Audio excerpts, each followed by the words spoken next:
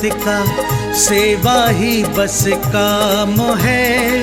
सहभागी बन पुण्य कमा लो, सबसे ये आह्वान है।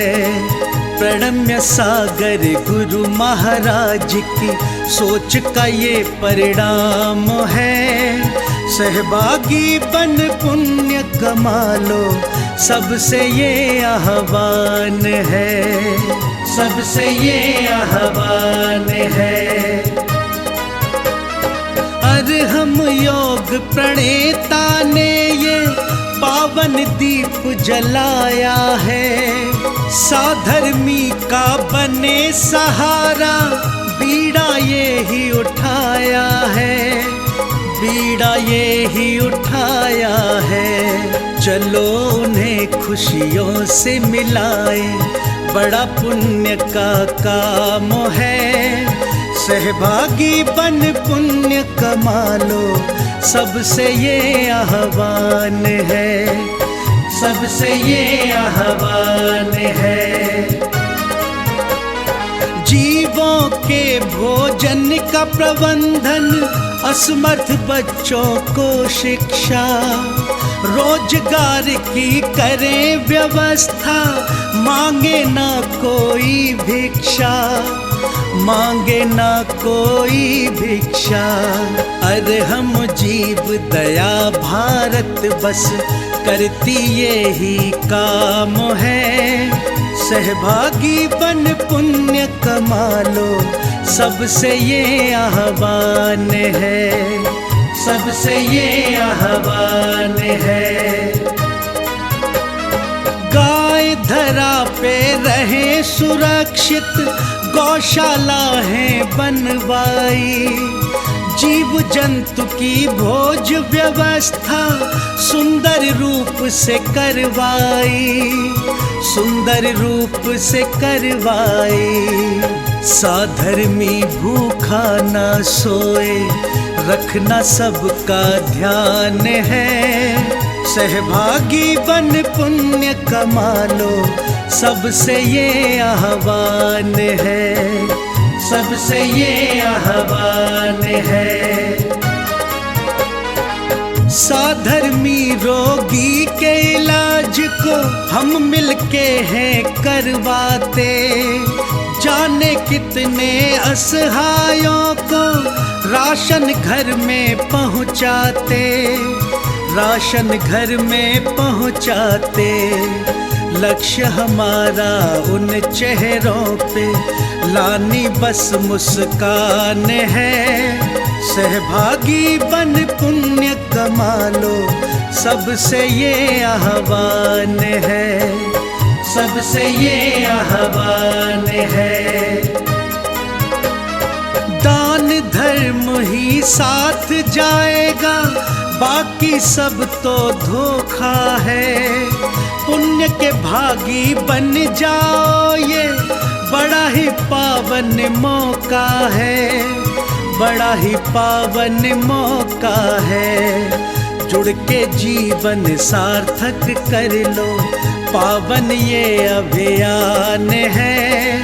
सहभागी बन पुण्य कमा लो, सबसे ये आह्वान है, सबसे ये आह्वान है। इस कार्यक्रम के पुण्यार्जक हैं प्रणम्य वाणी देवदूत। प्रणम्य गुरु की वाणी पहुँचे घर घर, सम्यक ज्ञान प्रभावना होवे घर घर। सभी प्रणम्य वाणी देवदूत के पुण्य की बहुत बहुत अनुमोदना। अधिक जानकारी के लिए संपर्क करें। गुरु चरणों में समर्पित गुरु भक्त परिवार USA।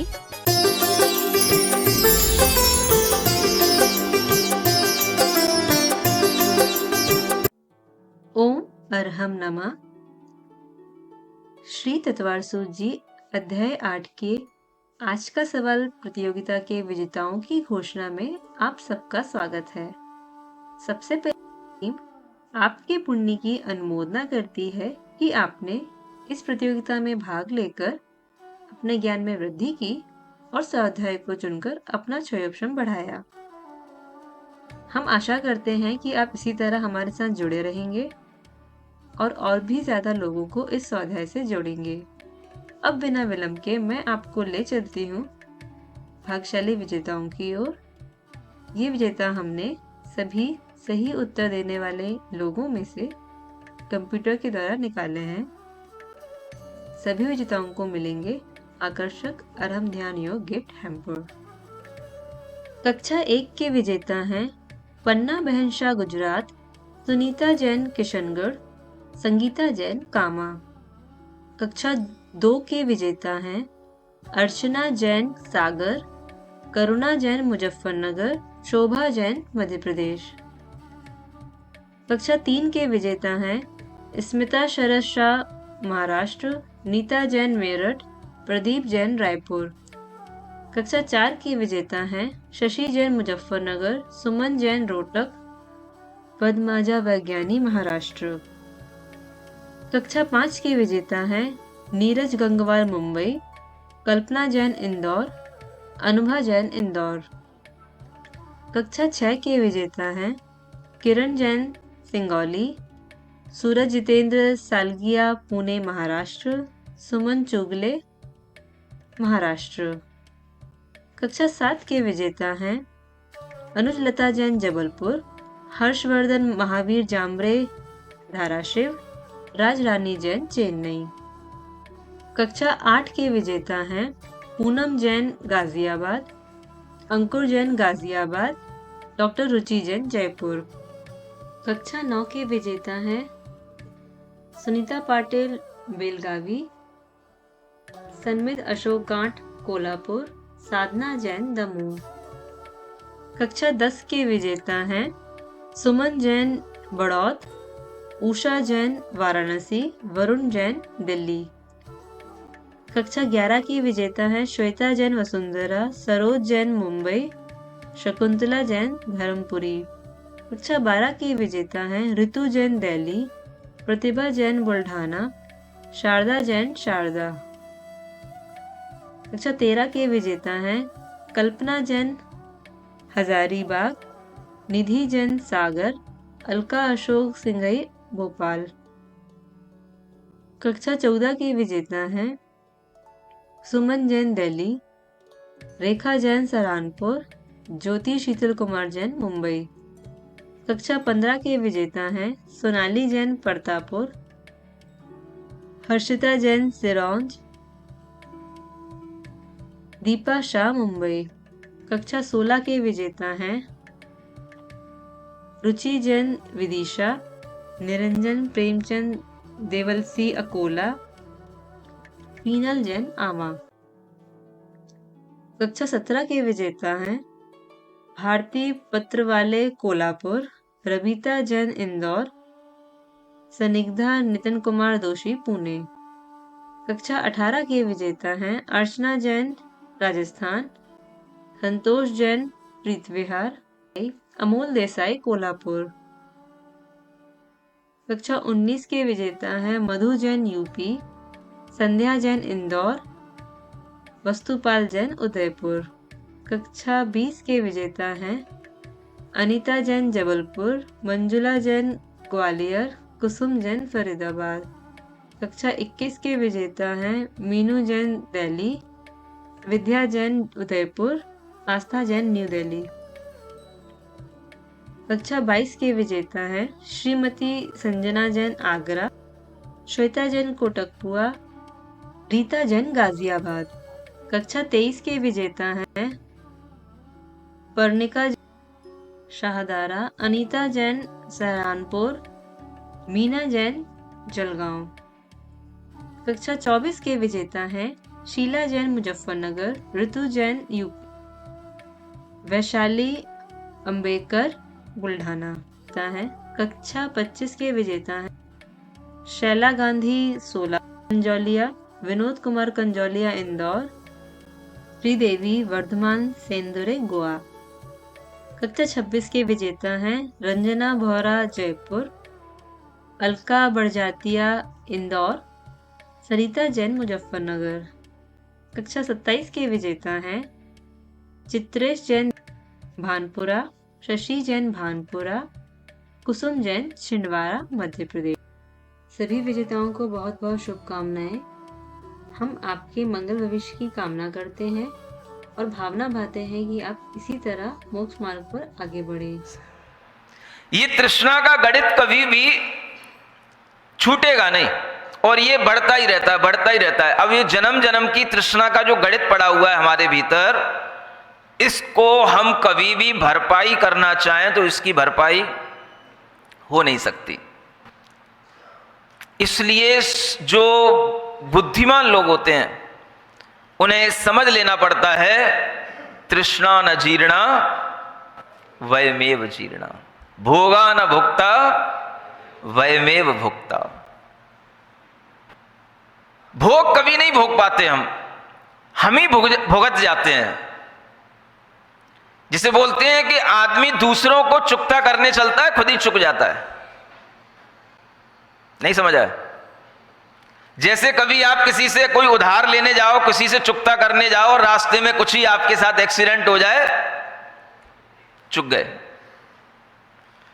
आप किसी से अपना कुछ लेन देन करने के लिए उसके पास में गए, उसे पता पड़ा कि भाई रोजाना आता है, नाक में दम कर रखी इसने, आए दिन दहली पे खड़ा हो जाता है,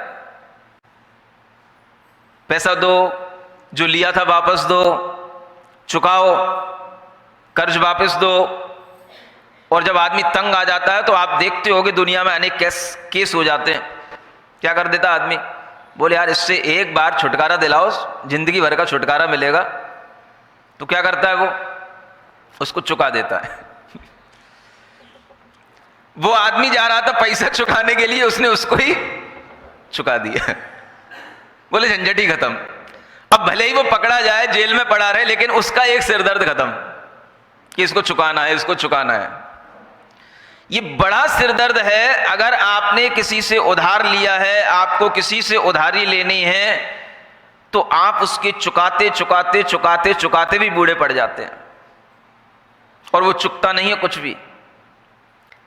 भोगों के साथ भी यही होता है कि हमें लगता है कि बस इतना और इतना और इतना और, लेकिन वह और में कभी उसका अंत नहीं आता और वह कभी भी भोग के माध्यम से हमें तृप्ति नहीं होती, किंतु तृष्णा ही बढ़ती है।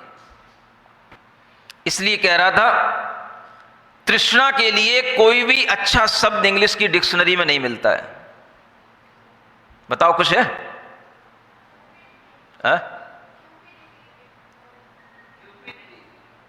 क्यूपिडिटी। वो एक भूख के रूप में आता है। मतलब कि जैसे कि हमारे अंदर कोई इच्छा पड़ी हुई है, उस इच्छा की पूर्ति करना चाह रहे हैं, वो एक भूख के अर्थ में आता है। उस भूख को और हम बढ़ाते चले जाते हैं, माने एक खालीपन है, उसको हम पूर्ण करना चाहते हैं, वो उस सेंस में आता है। लेकिन जो तृष्णा, ये जो शब्द कहता है, जो हिंदी पढ़ते हैं उन्हें समझ में आ जाता है। भले ही उन्होंने उस तृष्णा का कभी भी व्याख्यान नहीं सुना हो, लेकिन उन्हें तृष्णा समझ में आती। तृष्णा माने क्या? एक ऐसी भूख मन की, एक ऐसी अंतहीन प्यास जिसको कहते हैं, जो कभी भी पूरी नहीं होती। 100 तक कभी भी आदमी अपने जीवन में पहुंच ही नहीं पाता और उसकी वह भूख अधूरी रह जाती है। वो चुक जाता है, वो भोग लिया जाता है, लेकिन उसे कभी भी भोगों से संतुष्टि नहीं होती है। ये बात अगर ध्यान में रखी जाए तो आचार्य कहते हैं, आप धर्म के साथ में धन भी अगर कमा लोगे तो धन भी आपका धर्म के लिए ही हो जाएगा। धर्म के साथ में आप अपना जीवन बाहर भी निकाल लोगे तो बाहर भी जाकर के आप फिर से धर्म के साथ में जुड़ जाओगे। ध्यान एक ही चीज रखना है, हमें तृष्णा के वशीभूत नहीं होना है। ये अगर विचार बना रहेगा, बच्चा बाहर की हवा खाने भी चला जाएगा तो अपने आप कहने लग जाएगा, अब हमें बाहर नहीं रहना है, हमें तो अपने घर में ही रहना है। ऐसे भी बच्चे होते हैं जो बाहर जॉब करने जाते हैं, 2 वर्ष तक उन्होंने बाहर कोई भी जॉब कर ली, उसके बाद में वो वापस आ जाते हैं, अपने घर का ही कामकाज देखते हैं, अपने घर के ही निकट अपना कोई बिजनेस डाल लेते हैं और अपना काम से काम रखते हैं और अपने घर में आराम से रहते हैं। ज्यादा हमें तृष्णा में पड़ना नहीं। आप ऐसे बच्चों को क्या कहोगे? देखो 5 साल पढ़ा, बीटेक की, एमटेक की, वापस लौट के घर पे आ गया, अब बताओ महाराज क्या करे, इतना पढ़ा लिखा बेटा घर में बैठा है। सुन रहे हो? तुम्हें पढ़ा लिखा दिख रहा है, ये नहीं दिख रहा है कि उसके भीतर का भाव, कि उसने अपने जीवन में सब कुछ देख करके भी, बाहर की हवा खा करके भी उसके अंदर बाहर की कोई गंदी हवा नहीं गई और वह अपनी उस हवा से बच करके वापस आ गया और यहां पर धन भी कमा रहा है, धर्म भी कर रहा है, आपके लिए भी सामने रहता है तो सुख दे रहा है, समाज के भी काम आ रहा है और धर्म के भी काम आ रहा है। विडंबना तो यह है कि हमें मजा उसी में आता है, बेटा घर से बाहर रहे, वो भी स्वतंत्र रहे और हम भी। मानसिकता है, कई पिताओं की भी मानसिकता हो सकती है या कई बेटाओं की भी मानसिकता हो सकती है, लेकिन उन मानसिकताओं के साथ में ये वाली मानसिकता देखें तो ये बहुत अच्छी विचारधारा मानी जाएगी। हमने अच्छी पढ़ाई कर ली, जॉब भी करने का एक्सपीरियंस ले लिया और उसके बावजूद भी हम फिर अपने पुश्तैनी मकान में आ गए, अपने दादाओं के साथ, अपने पिताजी माताजी के साथ में रह रहे हैं, बिजनेस भी अच्छा कर रहे हैं, जॉब भी अच्छा कर रहे हैं और यहां पर हमें धर्म का माहौल भी मिल रहा है तो धर्म की भावना भी अच्छी सीख रहे हैं। भले ही सीखते सीखते 3 महीने गुजर गए हैं, लेकिन महाराज ऐसा लगता तो है कि सिल पर भले ही जो है अभी कोई बहुत बड़ी चोट तो नहीं लगी है, लेकिन थोड़ा निशान तो पड़ रहा है, ऐसा लगता तो है। नहीं समझ आ रहा? सिल समझते हो ना? हाँ, सिल पर रस्सी आवत जात है, सिल पर पड़े निशान। तो अगर आप रोजाना रस्सी उस पर थोड़ा सा भी खींचोगे, उस पर डालोगे, उस पर रस्सी घिसोगे, पत्थर भी रस्सी के निशान से धीरे धीरे निशान वाला बन जाता है, जगह बना लेता है, कट जाता है उतने स्थान तक। इतने कठोर तो नहीं है। क्या सुन रहे हो? 3 महीने में थोड़े बहुत निशान पड़े कि नहीं? थोड़ी बहुत, ऐसा तो नहीं है कि रस्सी टूटती टूटती जा रही है। सिल पर कोई फर्क नहीं पड़ रहा है। अगर थोड़ा बहुत भी संस्कार पड़ेगा तो उन्हीं लोगों पर पड़ेगा जिनमें ऐसी भावना है, जो बाहर की हवा खा करके भी आए हैं, बच करके आए हैं और फिर आकर के अपने घर में धर्म के साथ में रह रहे हैं, तो उन पर इस तरह के निशान बहुत जल्दी पड़ जाते हैं और उनके लिए यह धर्म बहुत जल्दी समझ में आने लग जाता है। इसलिए आचार्य कहते हैं, धर्म को करते हुए भी आपके मन में अगर धन की भी भावना बनी रहे तो कोई बात नहीं, लेकिन उस धन का लालच, उसकी तृष्णा का गणित पहले समझ लेना, तब उस चक्कर में पड़ना। नहीं तो क्या होगा? आप रोगी हो जाओगे। जैसे बाहर खाने वाला व्यक्ति नियम से रोगी हो जाएगा, ऐसे ही बाहर की हवा खाने वाला व्यक्ति नियम से भोगी हो जाएगा, योगी नहीं रह पाएगा। फिर वो जिनके लिए आदत पड़ जाती है पिज्जा बर्गर के बिना उन्हें चैन नहीं पड़ता, आप देख लो उनकी क्या स्थिति बनती है। अब रिसर्चें हो रही हैं, डॉक्टर कह रहे हैं बाहर का भोजन नहीं खाना चाहिए, पिज्जा बर्गर। पहले बच्चे कहा करते थे महाराज रोजाना नहीं खाते हैं, कभी कभी महीने में 1 आध बार खा लेते हैं। उन बच्चों के लिए भी अब एक्सपर्ट कह रहे हैं, रिसर्च करने वाले लोग कह रहे हैं, साइंस कहने लगी है, अगर आप 1 दिन भी खाते हो तो भी आपके लिए नुकसान होता है। क्योंकि उसका क्या गणित है कि जब वह पिज्जा बर्गर आप खाते हो तो उसमें सॉल्ट बहुत होता है और उसको पचाने में बहुत ज्यादा एनर्जी लगती है बॉडी की। जब आप उस पिज्जा बर्गर को खाते हो तो शरीर के अंदर कैलोरी एकदम से बहुत ज्यादा भी बनती है, तो आपको लिए वो फास्ट फूड इसीलिए कहलाता है कि बहुत जल्दी आपको फास्टली कुछ करना ना पड़े और आपको लगने लग जाए पेट भर गया, एनर्जी मिल गई। समझ आ रहा है? अब उसका साइंस बताया जा रहा है। एकदम से अगर आपके भीतर बहुत ज्यादा कैलोरी बनेगी तो उसको पचाने के लिए भी, जैसे मान लो ग्लूकोज बनता है बहुत ज्यादा, तो वह ग्लूकोज को भी पचाने के लिए बॉडी के अंदर जो इंसुलिन का स्राव होता है वो उसको कंट्रोल करता है। तो बॉडी में जब इंसुलिन ज्यादा बनेगा, वह इंसुलिन की ग्लैंड्स जो है ज्यादा उनको मेहनत करनी पड़ेगी, तब वो आपकी ग्लूकोज को पचा पाएंगी, तो शरीर थकेगा। अब ये साइंस बता रही है फास्ट फूड के फायदे। सुन रहे हो? फायदे ही कहूंगा।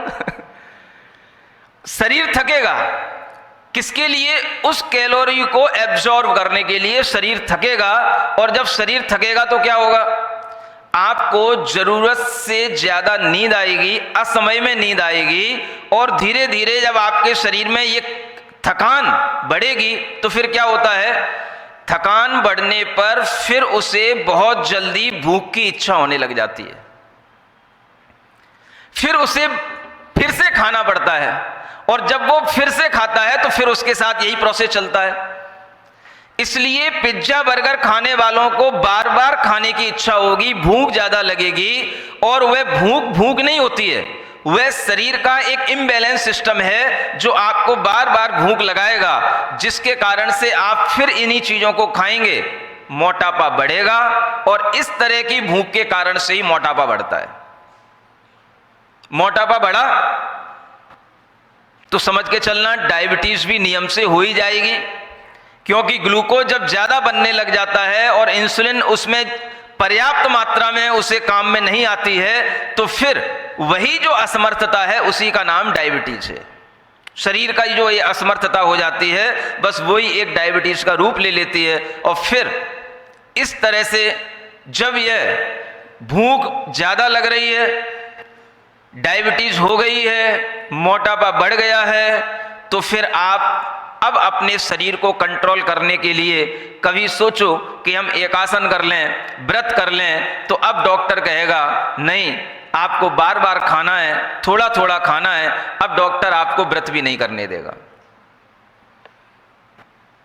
ये किसके रिजल्ट हैं? ये फास्ट फूड के बेटर रिजल्ट्स कहलाते हैं। समझ आ रहा है? जब दुनिया चुक गई, अब जाकर के साइंस अब कुछ कह रहे हैं, अब कुछ साइंटिस्ट बोल रहे हैं। ये हमेशा यही होता है। पहले तो प्रोडक्ट बना दिए जाते हैं, दुनिया में उनकी खूब खपत की जाती है, जब बीमारियां चरम पर पहुंच जाती हैं और कंपनियां भी अपना प्रॉफिट चरम पर कर लेती हैं, तब जाकर के कोई साइंटिस्ट अपना मुंह खोलना शुरू करते हैं, तब रिसर्चें शुरू होती हैं, जब तक आदमी मिट चुका होता है। अब देख लो, हर आदमी मिट चुका है। बिना मैगी के, बिना पिज्जा बर्गर के किसी को भी अब चैन नहीं पड़ती है। अगर किसी से कहो भी, महाराज वो तो हम जब कभी पार्टी में जाते हैं, महीने 2-4 महीने में कभी एक बार, साल में कभी एक बार खा लेते हैं। भाई साल में एक बार भी खा लेते हो तो उससे भी शरीर को नुकसान ही हो रहा है ना, और वह नुकसान भी आपके लिए कोई हितकारी नहीं है, उससे भी आपके लिए आगे बीमारियां बनने के चांस बढ़ते हैं। इसलिए ये एक बार भी लेना तो क्यों लेना?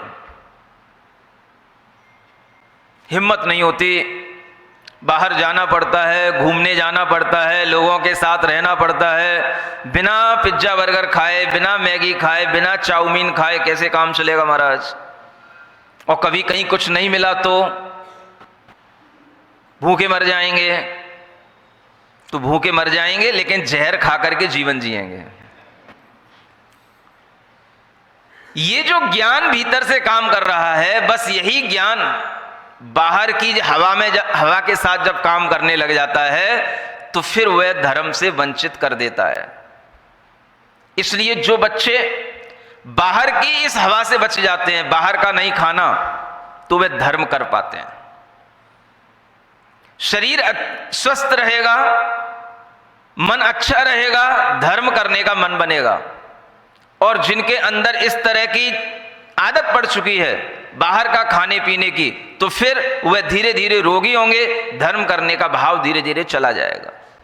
इसलिए कह रहा था, धर्म भी निरोग अवस्था में ही होता है। स्वस्थ व्यक्ति धर्म कर सकता है, यौवन अवस्था में ही धर्म होता है। बुढ़ापे में ना धर्म होता है और ना कुछ कर्म होता है। बस फिर आपको याद आएगी भोगा न भुक्ता वह में भुक्ता, भोगों को इतना भोगा कि खुद को ही भोग बना डाला। ये याद आने से पहले आपके दिमाग में ये आ जाए, क्या आगे कुछ और कहा जा रहा है? जीवन कैसा है? जल बिंदु के समान है। संपत्ति कैसी है? तरंगों के समान चंचल है। और जो अपने प्रेमी जन हैं, प्रेम करने वाले लोग हैं, वो कैसे हैं? सुमणीय समम। ये सब स्वप्न की तरह हैं। जम जानसु तम करित जासु। हे जीव, तुझे जो जानने में आए सो कर। अब क्या कहें, तुझे इससे ज्यादा क्या बोले? क्या सुन रहे हो? यही कहना पड़ेगा ना। जब बहुत कह दिया जाता है तो फिर अंत में जो तुम्हारी मर्जी में आए सो करो, जो तुम्हारी समझ में आए वो यही भाव है। जो जम जानसु तम करित जासु। सुन रहे हो? ये सूक्ति वाक्य है। जो लोग प्राकृत पढ़ रहे हैं या प्राकृत में इंटरेस्ट रखते हैं, वे सूक्ति वाक्य को याद कर लें। बच्चों को सीधा सीधा गाली मत देना, भाड़ में जा। थोड़ा देखो, लैंग्वेज सुधारने के लिए भी दूसरी लैंग्वेज को अपनाने लग जाओगे ना, तो तुम्हारे अंदर कसाय भाव भी कम आ जाएगा। हाँ, उसी बात को कैसे बोलना? जम जानसु तम करित जासु। क्या बोलना? बोलो।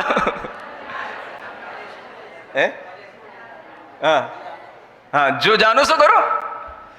अब वो भाषा थोड़ी सी जब ज्यादा गुस्सा में आ जाती तो बदल जाती है। तेरे मन में आए सो कर, और भाषा बदल गई, भाड़ में जा। तो ये भाषा धीरे धीरे क्रोध के कारण से बदलती चली जाती है। तो उसको लाइन पर लाने के लिए वही भाषा बोलो जो आचार्यों ने बोली है, उससे आगे मत बढ़ो। समझ में आ रहा है? तो क्या बोलना? इतनी अगर लाइन बोलोगे तो गुस्सा भी आ रहा होगा तो नहीं आएगा, या वहीं तक कंट्रोल हो जाएगा। इतना बोलते हुए वाक्य समझ आ रहा है? जम जानसु तम करित जासु। जा, तुझे जो करना है सो कर ले, जो जानता है सो कर ले।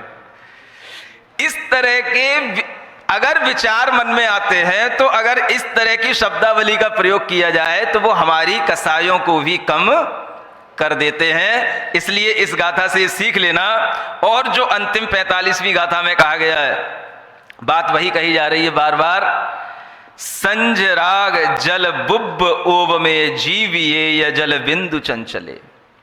जो जीवन है संध्या के राग की तरह है, जल के बुदबुदे की तरह है, और जो यौवन है वो जल बिंदु के समान चंचल है, नदी के वेग के सदृश है। पाव जीव किमिहम न बुझसी। ऐसा लगता है आचार्य भी अब जो है थोड़ा थोड़ा सा ना, हाँ, मतलब कहते कहते हैं, थक नहीं गए, थक तो गए ही है। थोड़ा शास्त्रीय भाषा में मतलब कुछ बुरा सा कहने के लिए भी, जब कोई बच्चा बार बार कहने से नहीं मानता है ना, तो फिर उसको कुछ थोड़ा सा चोट पहुंचाने वाले भी शब्द बोले जाते हैं। ऐसे ही कुछ लग रहा है। तो यहां कह रहे हैं पाव जीव। क्या नाम दे रहे हैं अब अपने को? हाँ, सबके लिए कह रहे हैं, सुनने वालों के लिए भी कह रहे हैं, सुनाने वाले के लिए भी कह रहे हैं, पढ़ने वालों के लिए भी कह रहे हैं, पढ़ाने वालों के लिए भी कह रहे हैं। क्या कह रहे हैं? पाव जीव। पाव जीव माने पाव भाजी वाला पाव नहीं। पाव माने अरे पापी जीव, तू क्यों नहीं चेत रहा है, तू क्यों नहीं समझ रहा है? अब ऐसा कह करके उसे समझाना पड़ रहा है। इसलिए कभी कभी कहना पड़ता है मूढ़ जीव, पापी जीव, दुष्ट जीव, ऐसा भी कह करके आचार्यों ने संबोधन दिए हैं। और इस तरह के संबोधन अध्यात्म में मिलते हैं, वैराग्य भावनाओं में मिलते हैं, और जहां कहीं पर भी संवेग और वैराग्य की भावनाएं बताई जाती, वहां पर इस तरह के चित्रण मिल जाते हैं। ये समझाने के लिए कि इस जीव को कोई ना कोई संबोधन तो कहीं ना कहीं इसको छू ले, किसी संबोधन से तो इसको लग जाए। तो अब यहां कहना पड़ा पाप जीव, हे पाप जीव, तू क्यों नहीं बोध को प्राप्त हो रहा है, तू क्यों नहीं समझ रहा है, तेरी चेतना कहाँ लुप्त हो रही है जो तुझे इतना समझाने पर भी समझ में नहीं आ रहा है। हो सकता है समझदार बच्चा कहे आप वही उपमाएं बार बार छंद बदल बदल करके कह रहे हो समझ आ रहा है? तो भी आचार्य कहते हैं तुझे कैसे भी समझ में तो आए। जैसे लोरी सुनाई जाती है तो वह अलग अलग लयों में भी सुनाई जाती है ताकि बच्चे को कोई सी भी लय अच्छी लग जाए और उसके लिए वो चीज उसके मन को शांत कर दे। उसी तरह से अलग अलग छंदों में भी बात वही कही जा रही है कि तू अपने मन में अपना बोध प्राप्त कर और इस बात से चेत कि तू क्या कर रहा है, नहीं तो तुझे केवल एक ही संबोधन सुनने को मिलेगा, तू पाप करता रहा इसलिए पाप जीव रह गया। बनना क्या था? पुण्य जीव बनना चाहिए था, क्या बन गया? पाप जीव बन गया। तो पाप जीव का संबोधन ना मिले अपनी आत्मा को, किसका मिले? यह जीव बड़ा पुण्यात्मा है, बड़ा धर्मात्मा है। लेकिन समय ऐसा बिगड़ता चला जा रहा है जब किसी जीव के लिए ऐसा सुनने को मिलता है कि ये धर्मात्मा है तो उसके आसपास के लोग उसे बढ़ाते नहीं हैं, उसे गिराने लग जाते हैं। अच्छा ना कह करके उसके लिए बुरा कहने लग जाते हैं। ये कोई उम्र है अभी तेरे धर्म करने की? कर लेना, अभी जिंदगी पड़ी है, अभी जो करने के काम है वो काम कर। ये बार बार मंदिर जाना, ये बार बार पूजा करना, ये बार बार महाराज के उपदेश सुनने के लिए जाना, जिंदगी पड़ी है, कर लेना। पहले कमाई कर घर में, जो बिजनेस कर रहा है उसको ढंग से कर। और धर्मात्मा जीव की आजकल फजीयत भी होने लगी है, इतनी फजीयत होने लगी है कि सुनने में आता है अगर कोई बच्चा धर्मात्मा है या बेटी धर्मात्मा है तो उसे अब रिश्ते नहीं मिलते हैं। सुन रहे हो? ये किसकी कहानी है? ये सब आपकी ही सोच की कहानी है। हाँ, ये सब घर घर में सुन सब रहे हैं धर्म, लेकिन मन में क्या बस रहा है? मन में तो पाप ही बस रहा है। बेटी को कहां देना? तो कोई आजकल ये नहीं कहता कि जहां पर कोई धर्मात्मा जीव है उस घर में देना। अरे यहां तो बेटी बस वही पानी शांति रह जाएगी और मर्यादा के मसाले बनाती रह जाएगी बेटी जीवन में आनंद नहीं ले पाएगी, जिंदगी जी नहीं पाएगी। यहां तो कोई ना आलू मिलते हैं खाने को, ना प्याज मिलती है खाने को, ना रात्रि में खाने को मिलता है। ऐसी जगह पे बेटी को नहीं देंगे। समझ में आ रहा है कि नहीं आ रहा है? ये किसी दूसरे की कहानी नहीं है, ये सब आपकी कहानी है। ऐसे जीवों के लिए पाप जीव कहकर के संबोधन करना पड़ता है कि तुम पुण्यात्मा जीव नहीं हो, तुम्हारा धर्म तुम्हारा पुण्य केवल दिखाने के लिए है, भीतर से तो तुम्हारे अंदर पाप बसा हुआ है। आप बेटी के लिए धर्म नहीं दे रहे हो, आगे उससे क्या देना चाहते हो? सुखी कहां रहेगी? आपके दिमाग में क्या बसा है? जहां पर स्वतंत्रता हो, जहां पर उसे ये सब बाउंडेशन ना हो, बेटा यहां रात में भोजन नहीं बनता, यहां पर पिज्जा बर्गर नहीं खाया जाता। इसलिए आप समझो कि धर्म का हम आदर कर रहे हैं कि धर्म का अनादर कर रहे हैं। अगर आपके जीवन में इस तरीके के विचार हैं तो आप व्रतियों का भी आदर कर रहे हैं, अनादर कर रहे हैं, व्रतों का भी अनादर कर रहे हैं, आप धर्म का अनादर कर रहे हैं। और धर्म का अनादर करने वाला जीव कभी भी पुण्यात्मा जीव कह सकते हैं? आप लाखों का दान दे लो, खूब भगवान के मंदिर में जाकर के अभिषेक और धाराएं कर लो, इससे कुछ नहीं होने का, जब तक कि हमारे मन में ये पाप बसा हुआ है कि धर्म करने के लिए बेटे बेटियों का जीवन नहीं है, मौज मस्ती करने के लिए बेटे बेटियों का जीवन है। इसलिए हमें ऐसे घरों में बेटे बेटियों को देना है जहां पर सब तरह की स्वतंत्रता मिले। तो ये पाप जीव से संबोधन करने वाली भावना है, और ये पाप अगर निकलेगा मन से तभी इस समाज में धर्म फैलेगा। तो बहुत से लोग इसी कारण से धर्म के समय पर आगे नहीं बढ़ पाते।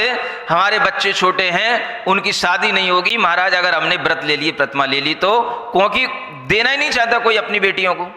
ऐसे घरों में बेटों के साथ भी इस तरीके के विवाह नहीं हो पाते, और इस तरीके की जब कंडीशन बन जाती है तो व्यक्ति के लिए ये बातें दूसरे के माध्यम से भी जब दूसरों को पता पड़ जाती हैं तो उनके दिमाग में भी यही बात आने लग जाती है।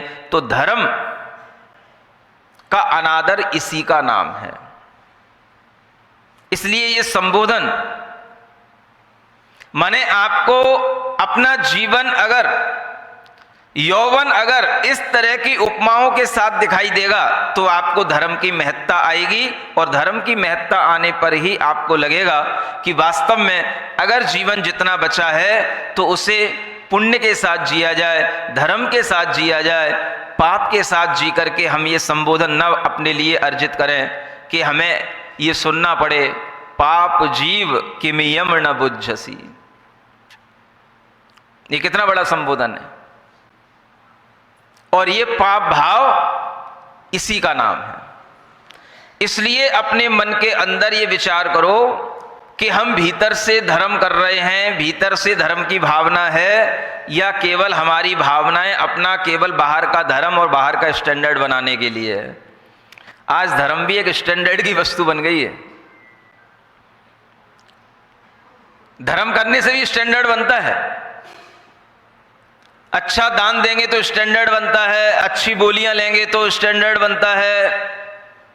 समझ आ रहा है? अच्छे ढंग से अगर कोई भी तरह का धर्म करने का हम कोई भी इंद्र बनते हैं, कुछ बनते हैं, पात्र बनते हैं, वो भी एक स्टैंडर्ड बन जाता है। अब ये चीजें थी किसके लिए? भीतर से धर्म करने के लिए थी, लेकिन इनके पीछे जब भावना गलत छुपी हो गई तो वह उसी गलत भावना के कारण से धर्म ढकोसला बन गया। और जब ऐसा ढकोसला बन जाता है तो फिर इसी तरह के संबोधनों से कुछ समझ में आ सकता है। तो क्या संबोधन दिया जा रहा है? लगभग 45 गाथाओं के बाद में ये हमारे लिए जो है एक संबोधन दिया गया, पाप जीव, पापी जीव। ऐसा कहने से भी थोड़ा सा चोट पहुंच जाए तो पाप करना अगर व्यक्ति कम कर दे, छोड़ दे, तो ये बड़ी अच्छी बात होगी। आ रहा है समझ में? तो समझना, बाहर की हवा हमारे दिमाग को खराब न कर दे। बाहर की हवा खाने की मनाही नहीं है, लेकिन बाहर की हवा लगनी नहीं चाहिए। हवा लगना समझते हो ना? हाँ, घर में बोलते हैं ना, इसको हवा लग गई है। जब सही सलामत नहीं चलता है बच्चा तो फिर क्या बोलना पड़ता है? इसको हवा लग गई है, बाहर की हवा लग गई है। तो बाहर की हवा खाना अलग बात है और बाहर की हवा लगना अलग बात है। इसलिए जो बच्चे बाहर की हवा खा करके फिर अपने घर में आ जाते हैं, वो बच्चे बहुत समझदार बच्चे कहलाते हैं, जिन्हें बाहर की हवा नहीं लगी और जो धर्म की हवा आज भी खा रहे हैं। ऐसे बच्चों को कभी भी हतोत्साहित नहीं करना चाहिए और उनके लिए कोई कमेंट्स ना करके उन्हें प्रोत्साहित करना चाहिए। और उनका अगर प्रोत्साहन करने के लिए आपके पास में समय ना हो, शब्द ना हो, तो हमारे उपदेश उन्हें सुधान देना चाहिए। बोलिए महावीर भगवान की जय।